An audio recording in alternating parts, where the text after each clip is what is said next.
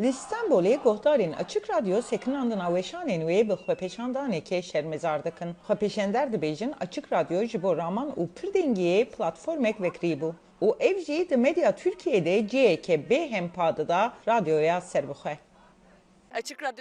Açık Radyo giring e ji ber ku ew navendeka çandî ye û herwiha ji bo gelek rêxistinên û dezgehên sivîl û çalakvanên piştgiriyên siyasî. Ji aliyekî ve ew şokek e, lê ji aliyê din ve ji ber rewşa giştî li tevahiya welayet ew ne gaveke ecêb e. Li gor min azadiya axeftinê her ku diçe kêmtir dibe û zext jî zêdetir dibin.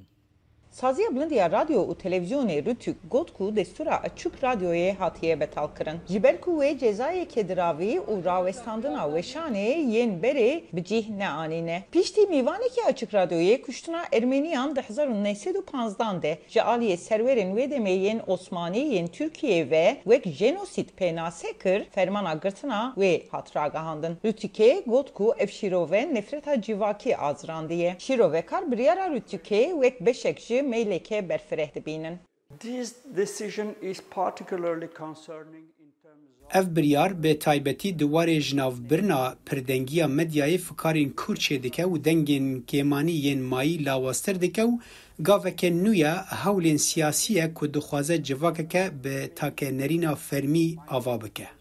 Açık Radyo ji 1995 ku di dest bi weşanê kir û vir ve hewil dide di navbera cudabiriyên kûr yên civakî û siyasî yên Tirkiyeyê bibe pireke. Bi dilxwazan rê pirçandiya kemaniyan jî di navde bernameyên civakî û çandî yên cîharengiya Tirkiyeyê pêşkeş dikin. Yetvardan zîkyan yek ji pêşkeşvanê Açık Radyoyê dibêje ku îstasyon ji bo kemaniya Ermeniya Tirkiyeyê platformek pêşkeş dikir. Min hewilda nebtinê dengê qutbûya civaka Ermenî lê dengên hemû kemaniyên din jî bidin bihîstin. Civakên Yunanî û cihî û Siryan. Aç radyo ji xwe bû gelek dengan re vekiriye. Lê me hewilda pitir dengên ku nehatîne bihîstin bibin bernama xwe. Berfirehiya gohdarvaniya radyoyê piştgiriya gohdar û alîgirên wê derxist holê ku betalkirina destûrê bi xurtî tê şermezar kirin. Partiyên serîkî yên opozisyona Tirkiyeyê piştgiriyê didin radyoyê û gelek kes vê gavê wek ku hikûmet hewil dide zexta li ser medyayê zêde bike dibînin. Li Tirkiyê hawirdora giştî ber be pitirzext û zovdariyê ve diçe. Lê em pir biryarin ku em berxwedana xwe bidomînin û me ji tevahiya herêmên welat re piştgiriyeka pir xurt dît.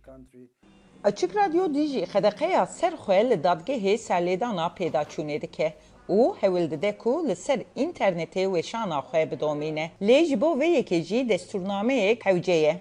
Ji bo raporta Dorian Jones, Özlem Yasak, Dengê Amerika.